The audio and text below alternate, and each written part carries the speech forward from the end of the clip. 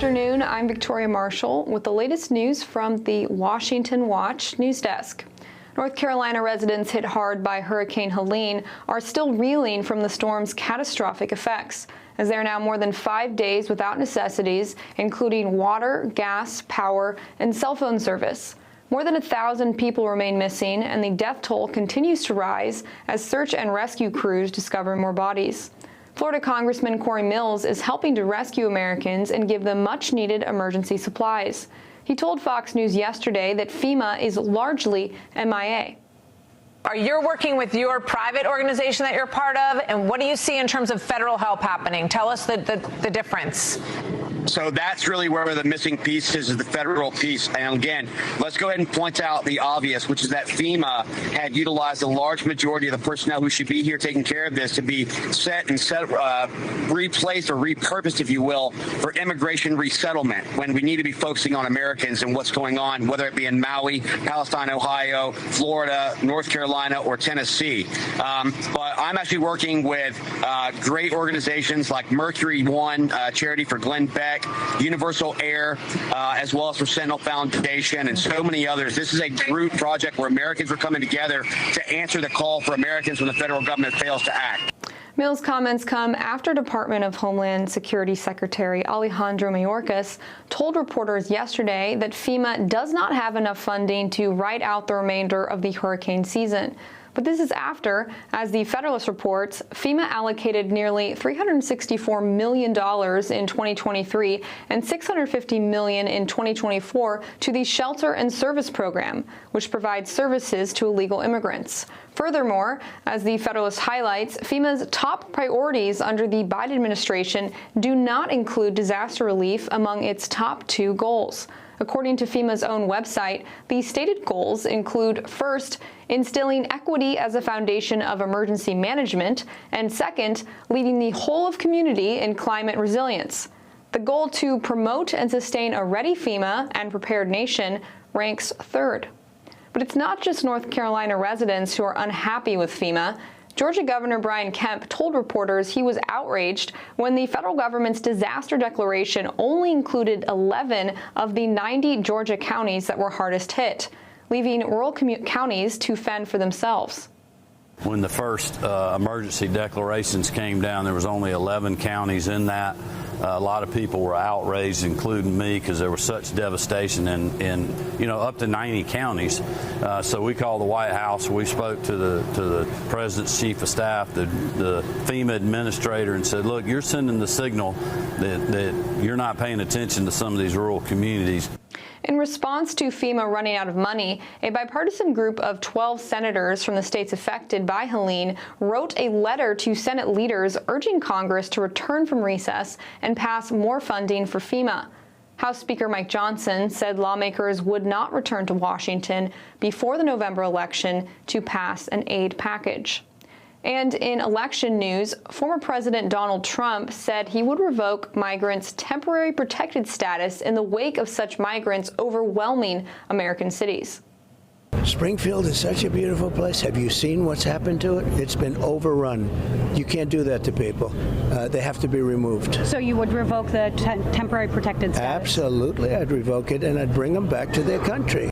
The Biden administration has extended temporary protected status to hundreds of thousands of illegal immigrants across the country so they can avoid being deported and can legally work. Last September, Biden granted temporary protected status to around 400,000 Venezuelan migrants. In June of 2024, he granted temporary protected status to 300,000 Haitians. And those are today's headlines.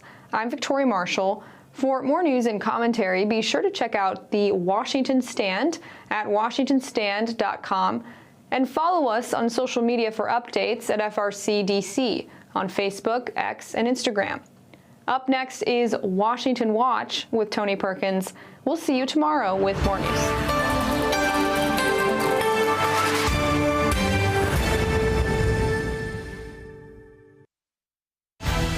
From the heart of our nation's capital in Washington, D.C., bringing compelling interviews, insightful analysis, taking you beyond the headlines and sound bites into conversations with our nation's leaders and newsmakers, all from a biblical worldview.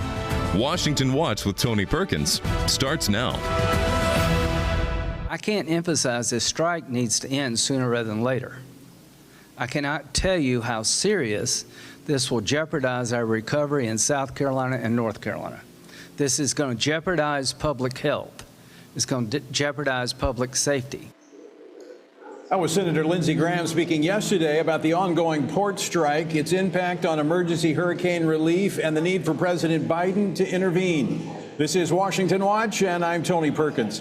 We're broadcasting today and tomorrow from the Real Life Network booth at the Omni Shoreham Hotel in Washington, D.C., the site of this year's Pray Vote Stand Summit. Well, President Biden has announced that he will not invoke the Taft-Hartley Act to compel the International Longshoremen's Association dock workers to return to work. Instead, Transportation Secretary Pete Buttigieg has focused attention on the ocean carriers, suggesting they may engage in price gouging. Texas Congressman Randy Weber will join us with more on the topic. And on the international front, we're not looking for a wider regional conflict. We're not seeking war with any group or organization or country in the region. We continue to engage the Israelis, very frequently. We are certainly talking to them about their response, but what their response might be, I'm just not going to speculate further on. But we do continue to engage with them, and I'll just have to leave it at that. That was Deputy Pentagon Press Secretary Sabrina Singh speaking earlier today. We'll be discussing the situation in the Middle East and why you should be watching it with former Congresswoman and Republican presidential candidate Michelle Bachmann. Edward Graham of Samaritan's Purse will also give us an update on relief efforts following Hurricane Helene, which may turn out to be one of the most devastating natural disasters in U.S. history. And in some encouraging news, Pastor Carter Conlon of Times Square Church in New York has been speaking on Ivy League campuses, and the response has been nothing short of amazing. He joins me to talk about the growing spiritual openness and hunger among America's youth. And speaking of the Pray Vote Stand Summit taking place this weekend, the summit has attracted more than Christians, it's attracted detractors. The George Soros-funded group Faithful, or Faithless America, the anti-Christian organization, erected a golden calf in front of the hotel where we're holding the summit. We'll be praying to tear down those idols that Faithless America and other God-haters have erected in our nation. And you can be here, whether or not in person. You can still join us on the Real Life Network. Download the Real Life Network app in the App Store. Well, lines of container ships anchored outside U.S. ports from Texas to Maine are backing up, and the largest dock workers' strike in nearly 50 years threatens shortages throughout the country. President Biden told reporters today he thinks negotiators are making progress, despite a lack of scheduled negotiations between the International Longshoremen's Association and their employers. Considering the possibility of severe supply chain disruptions impacting everything from groceries to auto parts to medicine and pharmaceuticals, what can we anticipate in the coming days? Join me now to discuss this is Congressman Randy Weber. He serves on the House Committee on Energy and Commerce and the Committee on Science, Space, and Technology. He represents the 14th Congressional District of Texas. Congressman Weber, welcome back to Washington Watch. Thank you, Tony. Glad to be here. So you serve on the Energy and Commerce Committee, and I'm sure you're tracking this very closely, especially given the ports in Texas. What can you tell us? Well, we are tracking it very closely. District 14, my district in Texas that I'm privileged to represent, has 7 ports. We have more than any other member of Congress in the country. Some have 4, we have 7. So we're watching this with a great degree of interest, obviously. As you know, the union announced today that if they started moving ships from the East Coast to other ports, that those workers there would not unload those ships. You actually hit on it earlier, Tony. The president is MIA. The Taft-Hartley Act, I don't know if, for our listeners, was, I think, 1947. And here's the thing. Congress overrode President Truman's veto. It was that important to them to get this handled. 80-day cooling off period. But yet again, President Biden is missing in action. Is this not this violent cycle of bad policy? I mean, what we see here, the dock workers, is this not in part due in part to the failed economic policies of the Biden administration that had triggered the inflation that has driven costs so high? Absolutely it is, because their contract was a 6-year contract, and unfortunately for them, the last 3, almost 4 years now has been under the Biden-Harris administration. And so times are tough, as you know. Americans, the credit card debt is at the highest it's ever been. 2 out of 3 Americans have their cards maxed out. They can't afford houses. That you have to have a salary of about $120,000 to afford just a modest home. And I can't. We all know what Biden's been doing to fuel prices and grocery prices and those kinds of things. So I can understand why the union, when it comes time to renegotiate their contract, would say we've got to have more money. Bidenomics is killing them. So in the meantime, the Biden administration, the Biden-Harris administration creates this problem as they stand on the sidelines. But this is going to have a domino effect, is it not? Because so many other industries are affected by what comes off of those ships.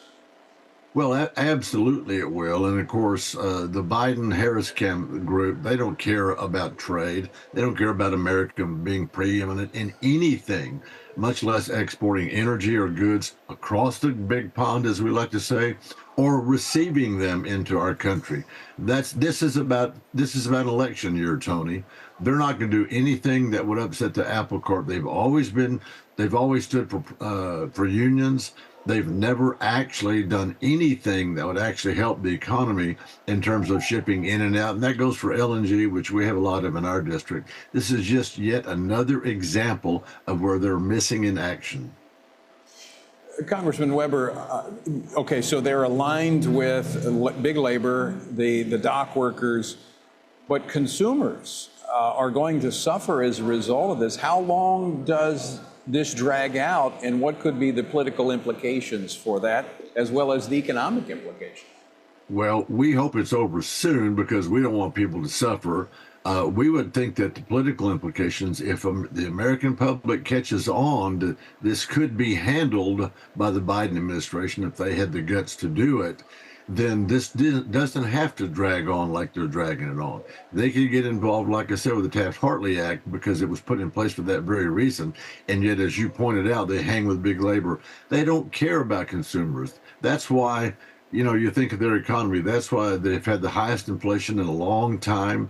That's why they want to give away free college tuition. Doesn't matter that I went to college, me and my beautiful bride and our 4 boys, U of H graduates, that we paid for our own college. No. It's about government giveaways. What can they give away to win this election? And it does not matter who pays for it. If it's you, if it's me, it doesn't matter. They're going to make sure that they get reelected. Congressman Webb, I want to switch gears a little bit on that topic of government giveaways. Another topic that you are very familiar with there in Texas, I know, because my state borders with yours in Louisiana. Hurricanes that have come through, FEMA and their response to these storms. Of course, we now have what could be the most devastating natural disaster in U.S. history. And FEMA is, according to some of your colleagues, is MIA, not there. FEMA saying they need more money, but yet they've given about $300 million in grants to organizations on the issue of immigrant settlement, not addressing disaster relief. Yeah, $300 million in 2023, if I've got it right. In 2024, I think it's more like $600 million. They're more, and you know this. This administration is putting illegals on airplanes with no credentials. Now, Tony, you and I cannot get on an airplane without having an ID and going through the vetting. And yet this administration, along with FEMA, cares more about helping illegals in this country than they do American citizens. They're crying about not having enough funding. You heard the director of FEMA make that comment. And yet they've been giving their money to illegals. What did they expect? Yeah, and I know that firsthand. As much as I traveled out of my home city of Baton Rouge, I know the TSA agents, and I've had conversations with them about the illegals that have been put on planes by federal authorities with no ID other than, get this, a voter registration card. That was their only ID that they had. It's a double whammy in terms of law and order. There is the president, others suggesting that they may call Congress back in to allocate more money for FEMA. How can that be justified, as we were just discussing, that they've been redirecting money through things that are, quite frankly, not a part of FEMA's mission? Yeah, what we ought to be doing is shutting down the White House's budget and using that money to help these hurricane victims. It is incredible the lack of focus that this administration has on everyday working American citizens. They're intent on bringing all these people in. I fly out of Houston Hobby Airport, Southwest Airlines, Tony, when I fly, just like, you know, we fly frequently, like you said. And I've seen planes that come up to Houston Hobby from south, whether it's Harlingen, Brownsville, whether it's whatever one that flies up to Houston Hobby. And I see them get off the plane, Tony, we're talking about male immigrants, usually 7, 8, 9, 10, or 12 of them, same color bag. They get off with a document, a folder, same color folder in their hand. They get into the airport, they look around, they're kind of disoriented for it first, and then they decide where to go. These are the immigrants, the illegals that Biden and company is putting into the United States. And I don't have to tell you this.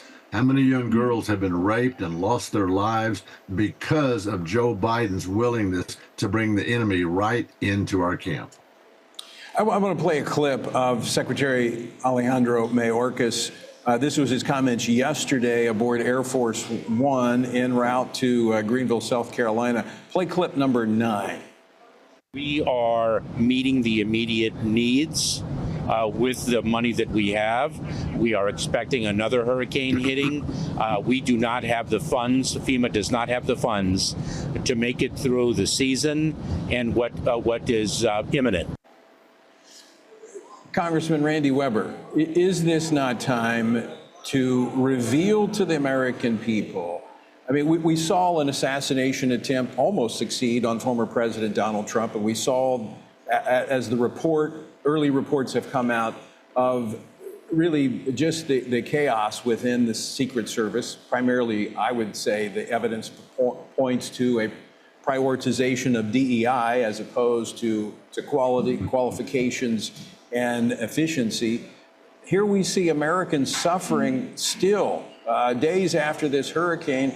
FEMA saying we don't have enough money, they don't have enough personnel, but they've diverted money and personnel to the immigration issue. Isn't this time the American people make a decision on which way they want our government to go? It absolutely is, Tony. Now think about how crazy this is. Alexander Mayorkas said, for the whole 3.5 years gone by, almost 4, he said the border is operationally secure. You remember him saying that, right? Lying through his teeth. And yet, so why did they feel the need to spend, what was it, $324 million in 23 and almost $650 million in 24 for an operationally secure border? Gosh, that doesn't make sense to me. They can stand there, Tony, and lie through their teeth to the American public because that's their agenda, is to bring more illegals in here to vote. You pointed out the fact they have voter certificates or voter registration, I think it was. And so they're trying to get where they get more population in the states, the blue states, so that they can take over the election on presidential day. I certainly hope the American people see what is happening before their very eyes. Congressman Randy Weber, we're out of time. Always great to see you. Thanks for joining us. Thank you, Tony. Appreciate you all. Stick with us. We're back with more after this. Are you a Christian parent looking to raise a spiritual champion in today's culture? Renowned author George Barna has written a new book, Raising Spiritual Champions. This book offers valuable insights based on extensive research conducted by George Barna, the Family Research Council, and Arizona Christian University. Learn how to help your children discern biblical truth and find compelling meaning and purpose. Don't miss out on this essential resource for parents. Order your copy today. Hello, I'm Jody Heiss, president of FRC Action. Here in America, we thank God for the right to vote, and we can all agree on the importance of this upcoming election. Many of us want to support candidates who share our values, but we're not comfortable supporting the big national political organizations. Well, we have a solution for supporting candidates through FRC Action's Faith, Family, and Freedom Fund. Being a super PAC, it allows for unlimited individual and corporate donations. so we can endorse and fund campaigns for people who share our values. By giving to this fund, we're able to pull all of our contributions together and support and endorse like-minded candidates. That's how we move the needle. So let's be the best stewards possible and get the most out of our political contributions by uniting our efforts. For more information or to contribute, visit faithfamilyfreedomfund.org. Thank you so much, and God bless you.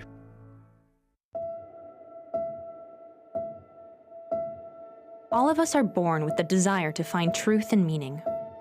Where did I come from? What happens when I die? While our answers to these questions may divide us, we are united in our need for the freedom to answer life's biggest questions and make life's biggest decisions for ourselves. That's why religious freedom matters for everyone. Religious freedom matters because the powerful have long wanted to control those who are less powerful. Religious freedom matters because the freedom of those who are different is often threatened by those who believe different is dangerous.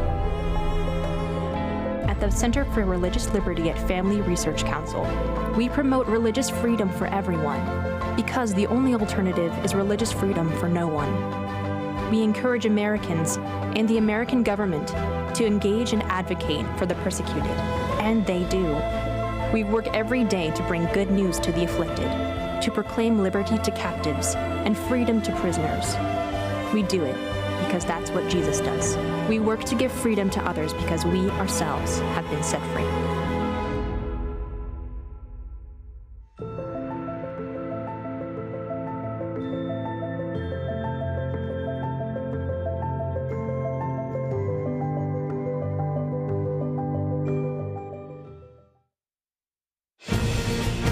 Welcome back to Washington Watch. I'm Tony Perkins, your host, and we are broadcasting live from the Real Life Network booth at the Pray Vote Stand Summit here in our nation's capital.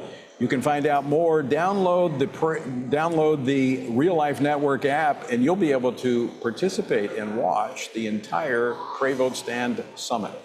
Well, the Israeli military struck Hezbollah's intelligence headquarters in the heart of Beirut today as a part of a series of airstrikes in Lebanon targeting Hezbollah fighters.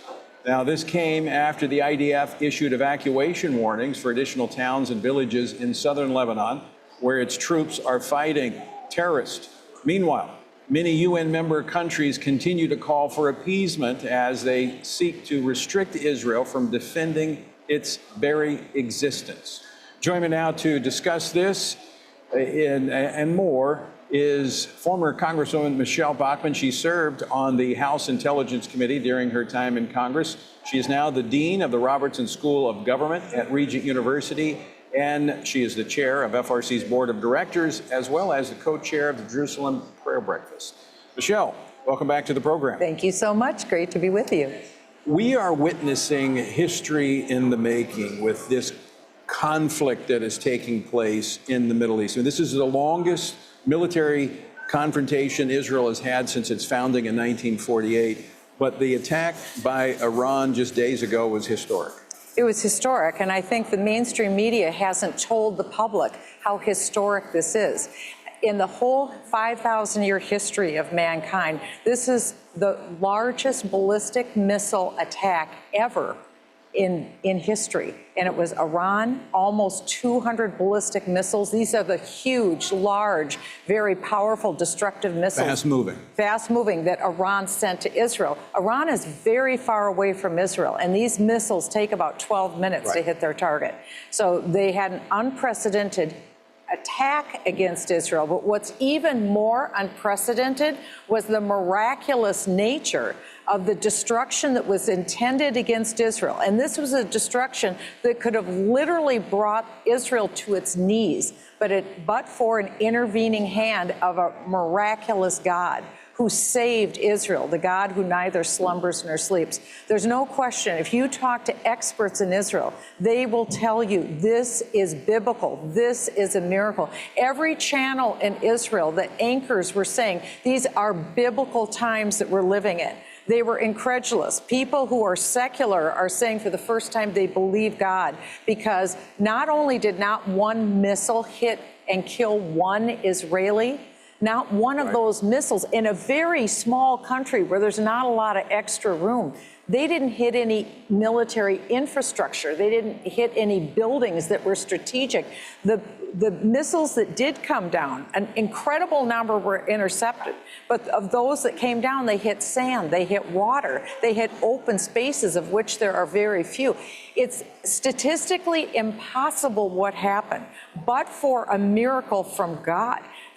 Just the missiles were miraculous. But Tony, the other thing that was miraculous that, again, the mainstream media hasn't told people, this upcoming Monday is the 1-year anniversary of October 7th, the worst Holocaust in Israel since the Holocaust.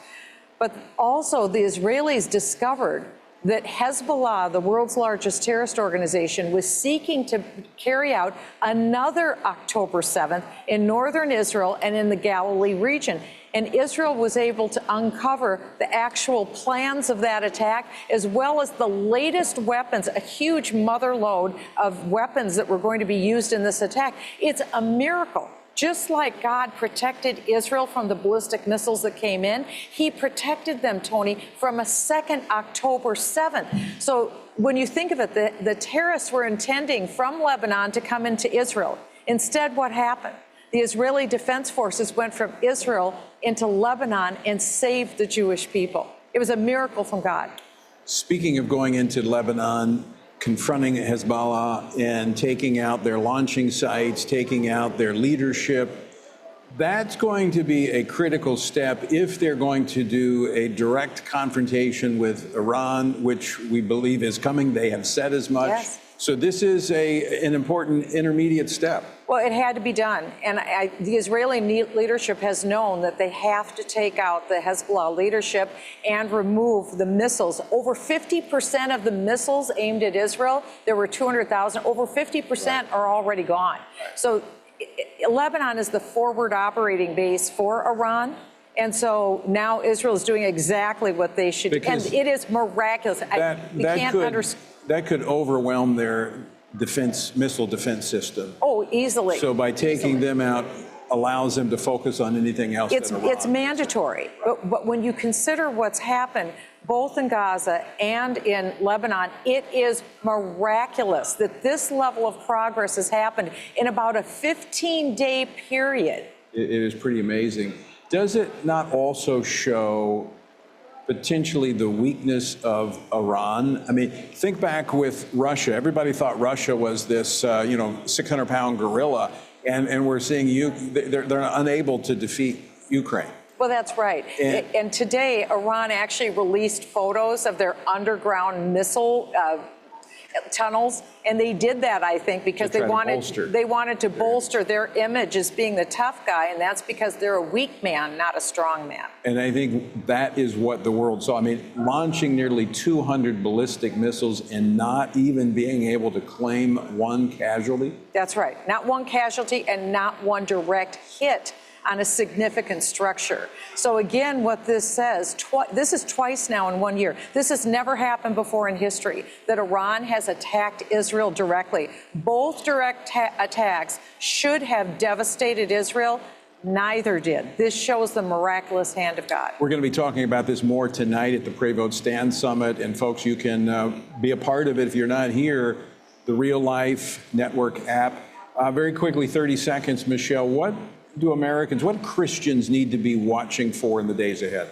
Well, there will be an attack in all likelihood by Israel against Iran. And so that's why we need to be watching and praying and ask for God to send his protection as he has before to go forward. This is now about dismantling the world's largest terror structure.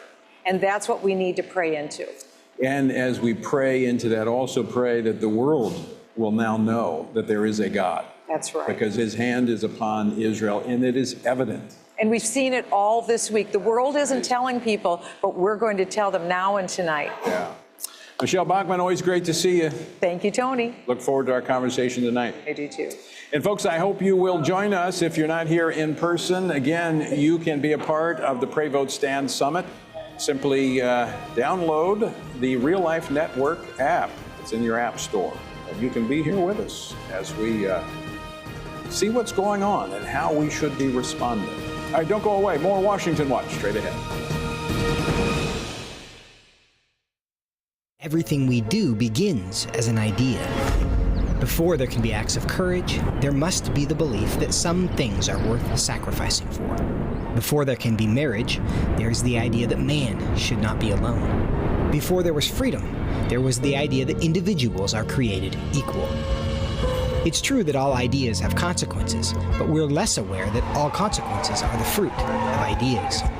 Before there was murder, there was hate. Before there was a Holocaust, there was the belief by some people that other people are undesirable.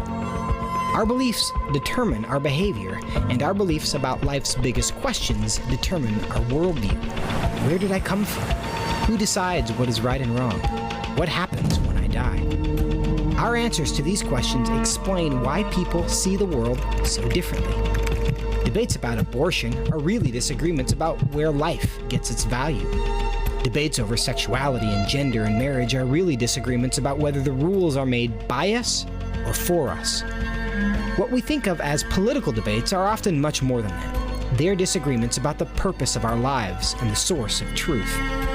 As Christians, our goal must be to think biblically about everything. Our goal is to help you see beyond red and blue, left and right, to see the battle of ideas at the root of it all. Our goal is to equip Christians with a biblical worldview and help them advance and defend the faith in their families, communities, and the public square. Cultural renewal doesn't begin with campaigns and elections. It begins with individuals turning from lies to truth. But that won't happen if people can't recognize a lie and don't believe truth exists. We want to help you see the spiritual war behind the political war, the truth claims behind the press release, and the forest from the trees.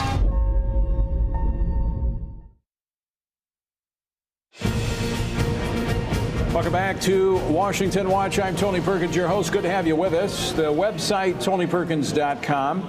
We are broadcasting live from the Real Life Network booth here at the Pray Vote Stand Summit at the Omnishorum Hotel in Washington, D.C., the site of this year's Pray Vote Stand Summit. Well, a lot going on. We're just talking about what's happening in the Middle East, what's unfolding there. We've obviously election season, but we also are tracking what may become the most devastating natural disaster ever to hit the United States.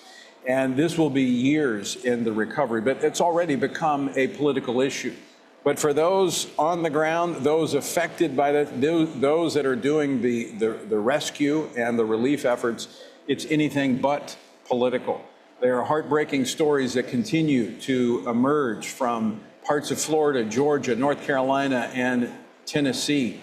And we know that these stories are going to continue, and the relief effort, as I said, is going to be years in unfolding. Well, joining me now with an update on what Samaritan's Purse is doing in various parts of the country is Edward Graham, Chief Operating Officer for Samaritan's Purse. Edward, welcome back to Washington Watch. Hey, Tony, thanks again for having us on. We appreciate it. Well, always great to check in with you. We know you guys are hard at work there on the ground, as we talked about last time you were on earlier this week. You're right in the middle of it. You're ground zero because Boone was one of the areas hit. That's one of your relief sites. Give us an update on what you've seen since we talked last in the recovery effort and how that is unfolding. Yeah, Tony, you brought up a good point about being a political season. I was talking to a man that owns a very large construction company up here locally called Vinoy Construction. And Eddie Vinoy goes, you know what, Edward, I just see people loving and serving one another.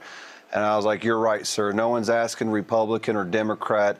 It's people loving people. It's people serving in the ditch, going down and helping their neighbor that has been horribly affected. There is still so much loss and devastation. Our volunteers are still going out and they're processing work orders. We're making progress on debris removal and getting some of our heavy equipment in there. The state, the local here in North Carolina, they're doing what they can to get the power back on and pushing hard, but there's still a lot of people that are trapped and without food. We started on our own helicopter lift operations. We were flying our helicopter on Saturday. It hasn't stopped. We've got other people that have been flying in. I think I told you the other night, people like Rick Hendricks and Joe Gibbs Racing, their helicopter's been partnering with us, and we're delivering food to these locations. But we've also partnered with these 2 UH-60 military helicopters. I'm going to keep leasing them to keep doing work and getting what I think is now needed, even beyond food and water. But that's starting to get to the point of we've bought generators, over 1,000 generators, and we're going to buy them and send them into these areas just to get power. Because, yeah, we may start getting food and water to it, but they're not going to get power for a long, long time. What are the greatest needs right now that our viewers and listeners can help with? Yeah. Well, food and water is still a huge. There's now places where they've collected, and there's kind of logistical logs.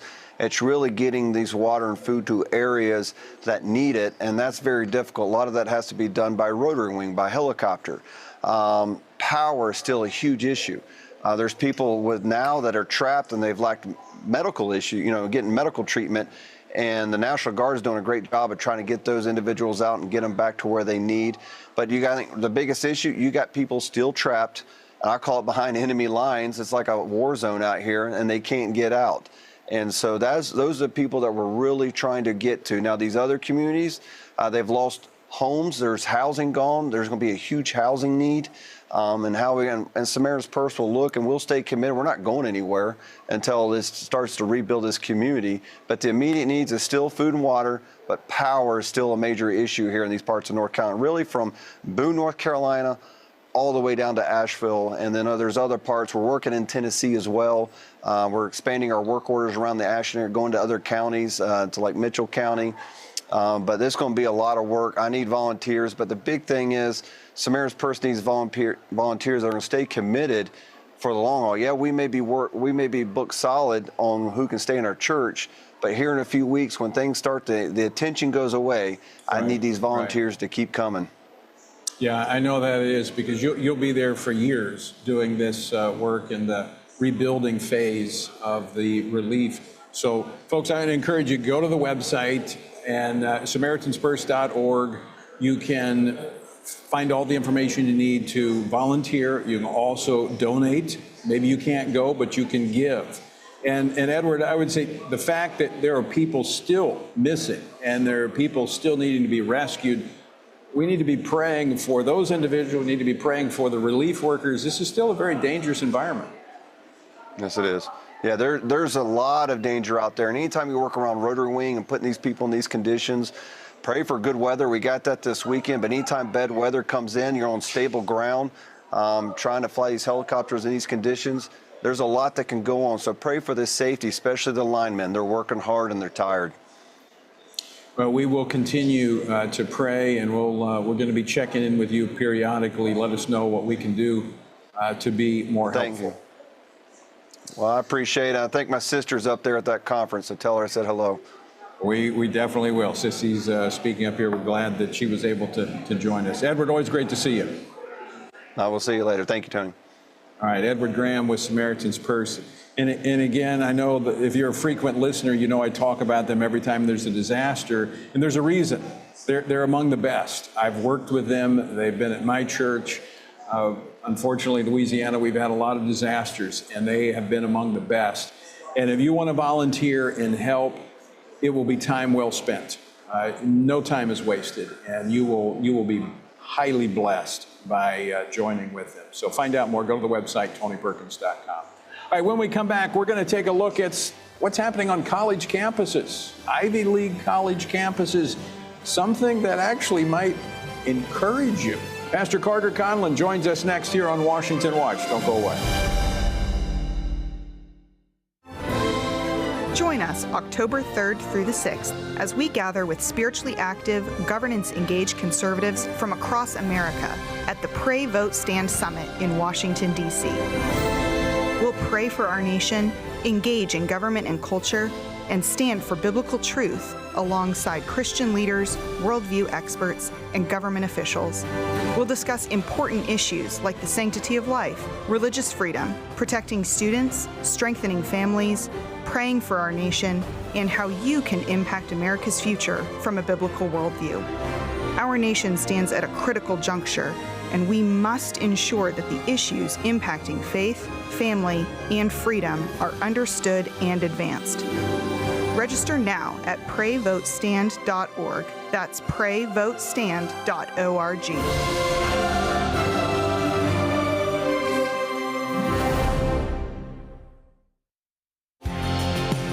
Jesus said in John 15, "These things I have spoken to you, that my joy may remain in you, and that your joy may be full."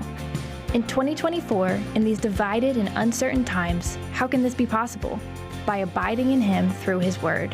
At Family Research Council, we want to help you do that, which is the reason for the Stand on the Word Bible reading plan. In just 10 to 15 minutes each day, you will have read the entire Bible in just 2 years. But more importantly, you will be abiding in Him daily. Find our Bible reading plan at frc.org/Bible. And join Tony Perkins each weekday for a 10-minute devotional inspired by the daily reading and designed to encourage you on this journey through the Bible. Listen on Apple Podcasts, Spotify, and YouTube. And remember, the grass withers and the flower fades, but the word of our God will stand forever. Research has found that there are 59 million American adults who are a lot like you. There are millions of people around the country who are born again, deeply committed to practicing their faith, and believe the Bible is the reliable Word of God. But that's not all. They're also engaged in our government. They're voters. They're more likely to be involved in their community, and they're making a difference in elections. The problem is that a lot of them feel alone too. We want to change that. FRC wants to connect these 59 million Americans to speak the truth together, no matter the cost. If you want to learn more about this group and what it means to be a spiritually active, governance-engaged conservative, or if you want to find out if you are one of these sage cons yourself, join us. Go to frc.org/SAGECON, SageCon, to learn more. That's SAGECON, SageCon, to learn more. Welcome back to Washington Watch. I'm Tony Perkins, your host, and we're broadcasting live from the Real Life Network booth here at the Pray Vote Stand Summit in Washington, D.C. And you can be a part of it, even if you can't make it here. If you have the Real Life Network app, you can watch the entire event. So go ahead and download the app and join us beginning tonight. As we have a worship service, we'll have a panel discussion on Israel and much, much more. Well, our word for today comes from Ecclesiastes chapter 6. There is an evil which I have seen under the sun, and it is common among men. A man to whom God has given riches and wealth and honor so that he lacks nothing for himself and all he desires, yet God does not give him power to eat of it, but a foreigner consumes it. This is vanity, and it is an evil affliction. You know, if a man begets 100 children and lives many years so that the days of his years are many, but his soul is not satisfied with goodness, or indeed he has no burial, I say that a stillborn child is better than he. All the labor of man is for his mouth, and yet the soul is not satisfied. You know, the material goods of this life will never satisfy the spiritual needs of man's soul. So, set your eyes and heart on that which is eternal, and you'll gain the temporal in the process. To find out more about our journey through the Bible, text Bible to 67742. You may recall the weeks-long revival that began at Asbury University last year. Well, there have been more revivals popping up on college campuses across the nation. Last month, more than 10,000 students from more than 35 colleges gathered at a Unite Us event at the University of Arkansas to worship Jesus and hear a clear proclamation of the gospel. Similar events have taken place this school year in Georgia, Texas, Ohio, and elsewhere. While they may not be getting attention like the pro-Hamas demonstrations on college campuses, they are significant, and I would say very significant. And they show that there's a spiritual hunger among young people open to the influence of Jesus on their lives. They've tried so many other things. They've seen their parents try many other things. They're looking for the answers. So how can the church nurture this spiritual awakening among Generation Z? Joining me now to discuss this, Pastor Carter Conlon, General Overseer of Times Square Church in New York City, who has been bringing the message of the gospel to Ivy League campuses across the nation. Pastor Carter, welcome to Washington Watch. It's a pleasure to be here with you. So I want to start with kind of tying together what we have been talking about on this program today. Started looking at the Middle East, what's happening there. Unprecedented conflict. It looks like at any moment the world could be erupted in a global conflict. We've got natural disasters of unprecedented proportions taking place right before our eyes. This is, in fact, Michelle Bachmann said that even in Israel, they're realizing this is of biblical proportions. Is God trying to get our attention? Oh, I believe so. Absolutely. We're seeing Scripture fulfilled right before our eyes, just as we sit here today. Israel is being surrounded by armies. We know the Scripture talks about this day happening, and it's almost stunning that we're alive at this time to see what I believe might be the precursor to the second coming of Christ. I mean, it's an amazing generation to be alive right now. But yet we see many trying to explain it away.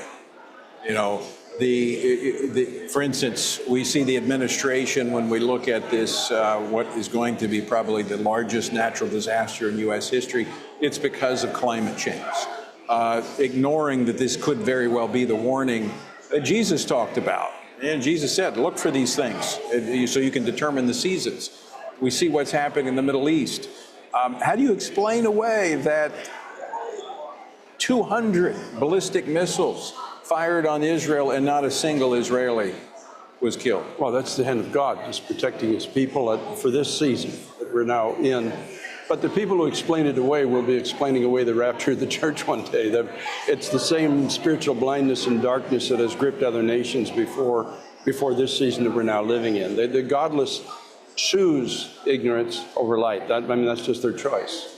But we're seeing something happening on college campuses where there is an opening, where there are those that are not buying what I will call the left is selling. Well, it's amazing. I mean, I think, Tony, that we might be on the precipice of another 1960s youth revival again in this generation. And it's not just the Christian kids. I was recently at Cornell University, where I spoke there for an evening, and 400 students came out to hear an argument about the existence of God or Jesus Christ. They didn't even know what they were going to hear.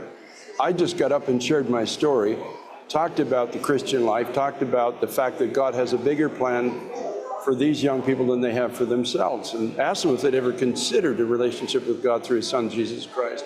After about 25 minutes of sharing, I explained an altar call. They didn't know what it was, most of them. They had no church background.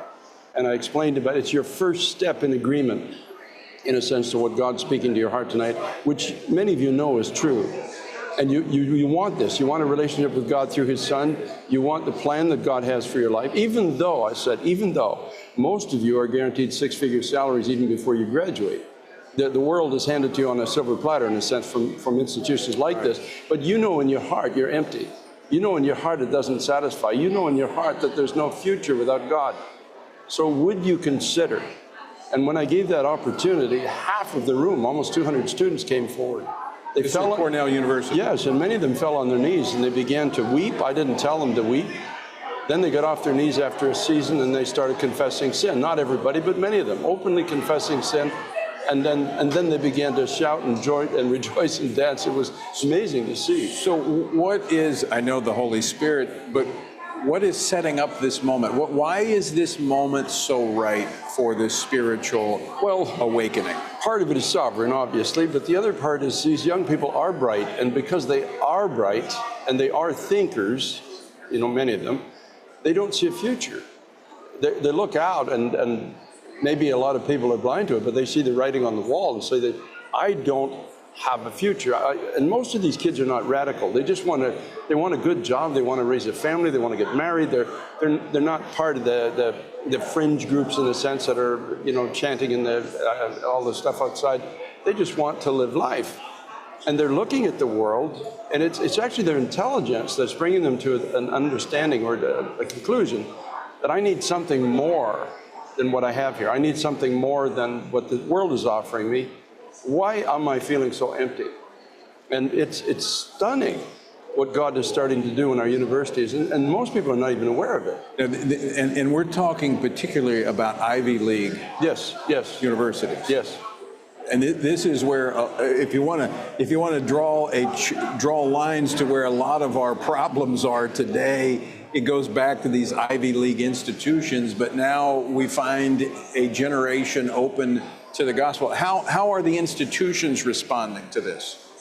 Well, when it's student initiated, they can't stop it, and these are student initiated. It started with Yale a couple of years ago. I got a call, we got a text from, an email rather, from one of the chaplains at Yale saying, some of our students have been watching we have a prayer meeting on Wednesday night that's gone worldwide.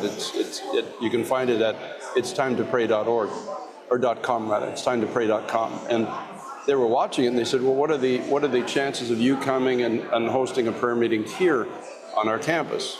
That's where it all began. That first year, about 1,000 people came to the prayer meeting. Now, in fairness, about 300 or 400 were from Times Square Church.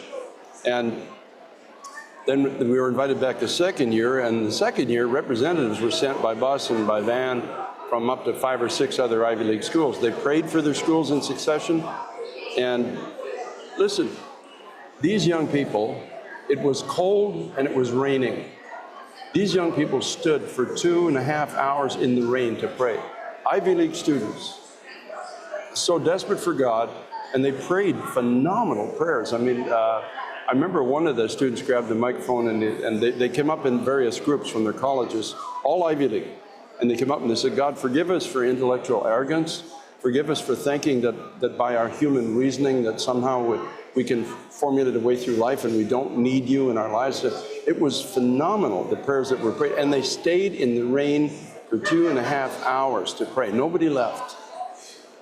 Someone said, well, that's really great that you had that prayer service and people responded, but this isn't just a one-off. It's not just a one-time occurrence. You're seeing this in many of the institutions. You're getting invitations to come that are growing. Well, we're locked in for 2 nights in February to Yale. We're 2 nights in Princeton in March, 2 nights in Cornell, and then we have inquiries from at least 5 other Ivy League schools. What's causing that to spread? I mean, I know you're not out there promoting it. Well, we haven't promoted anything. We haven't even approached a college. It's really just God. And the young people are seeing it online. And many of them came to the Yale event last year, and they're seeing it and they say, we want this in our schools. And more than this, we want this in our lives. And because of what happened at Yale, a prayer meeting, an outdoor prayer and praise service has begun at sunrise almost every morning at Yale right now, where dozens of students are out in the public square that everybody has to pass by, and they're just giving God glory, and they're singing and praying. I'm excited about this because this gives me encouragement. Of course, we see individuals coming to Christ. That's exciting, but we see, I mean, these are influencers. These are young people who are going to be leaders. I mean, obviously, you said this. You cannot replicate or force a sovereign move of God, but we can facilitate it. We can be a part of it. What this would suggest that it's not just the Holy Spirit moving on college campuses, but that we could be seeing a move of God across this nation. I think we are. What do we need to do as believers to be a part of this, to be prepared for it? Well, for young people, they're going to come into the kingdom of God with a lot of questions, a lot of opinions, a lot of things they've learned which may not be true. So we're going to have to have a lot of patience.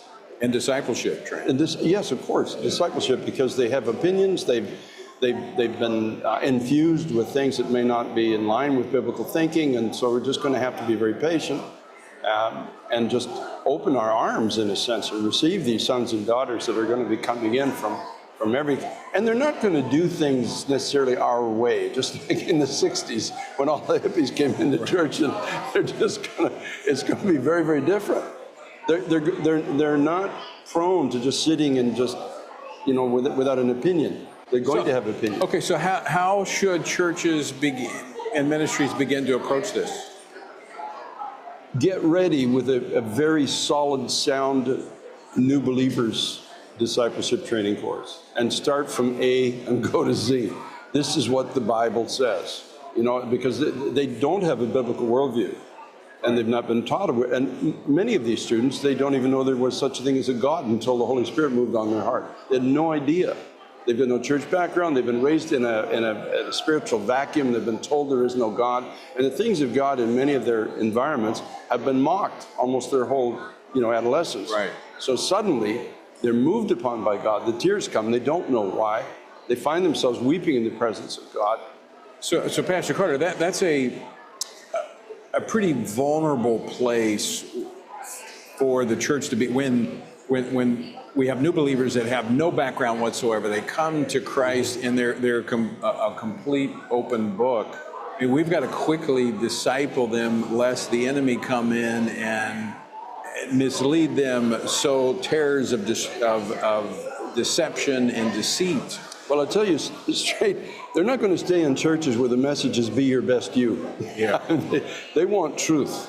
They want to say, give me the basis as to why I can believe this, what it means for my life, why Jesus Christ has a legitimate right to my future. Just tell me the truth. Don't soft pedal it. Just tell me what it says and let me make an informed decision. So it goes back to that biblical worldview. That's where yes. I would encourage churches that are in college towns in particular to be prepared for this and to begin those outreaches and prepare the curriculum that will just help disciple. Well, they have to be ready because they're coming. Won't be long. The way I'm seeing it start to unfold, it's starting to gather a momentum now. And it won't be long before in our Ivy League schools we start seeing groups of 500-600 students meeting, and many of them come into Christ, and they're going to want to find churches where they can be discipled. So we need to be ready for it. Great opportunity for the church. We can just join with God in what he's doing in this hour. Well, keep in mind, these are tomorrow's leaders. Yeah. This is a phenomenal opportunity. Pastor Carter, we just got a couple minutes left. We're here at the Pray Vote Stand Summit. Our focus really is praying. We're pleading for God to rend the heavens and come down. This is a challenging time for the church, not just in America, but the world. We just described earlier, the world is unsettled, it's unstable, we're living in tumultuous times. But Jesus said we're going to have peace and joy in these times, and these can be some of the most consequential times in the history of the church. Phenomenal, but what an opportunity. I often use this scripture, but in Acts 27, the people weren't interested in what Paul had to say until the ship was going down. Right. And our times are tumultuous. We are in a storm of epic proportions, socially, every conceivable way. But suddenly, the ears of people are turning towards those who know truth and saying, tell me what you believe. Why do you have such confidence? Why are you still smiling? Don't you know what's going on out there? And you and I need to be ready to give an answer. And, to using an illustration with Paul, when the ship went down, he was fine. He had his floaties on, he was doing the backstroke. Be of good cheer, he said. Yeah. Be of good cheer, the ship is going down. Even had the viper bite him and he threw it off like it was nothing. Yeah. That tells me he was at peace. He was. Pastor Carter Conlon, thanks for being with us. Pleasure, Tony. And we will see you tonight. You'll be speaking at the Pray Vote Stand Summit here this evening. Look forward to it. All right. Love you, brother. Well, folks, I do encourage you to be a part of this year's Pray Vote Stand Summit. You're going to have messages that will encourage you, challenge you, educate you, and prepare you for what God is doing in this hour. This really is an exciting time to be a Christian, to be alive. Yes, it's challenging, but you know what? Without a challenge, we don't see God move. And I believe we're going to see God move. And that's what we're going to be praying for and preparing for here at the Pray Vote Stand Summit. So if you're not going to be here, download the Real Life Network app and you can join us virtually. Until next time, I leave you with the encouraging words of the Apostle Paul. When you've done everything you can do, when you've prayed, prepared, and taken your stand, by all means, keep standing. Washington Watch with Tony Perkins is brought to you by Family Research Council and is entirely listener-supported. Portions of the show discussing candidates are brought to you by Family Research Council Action.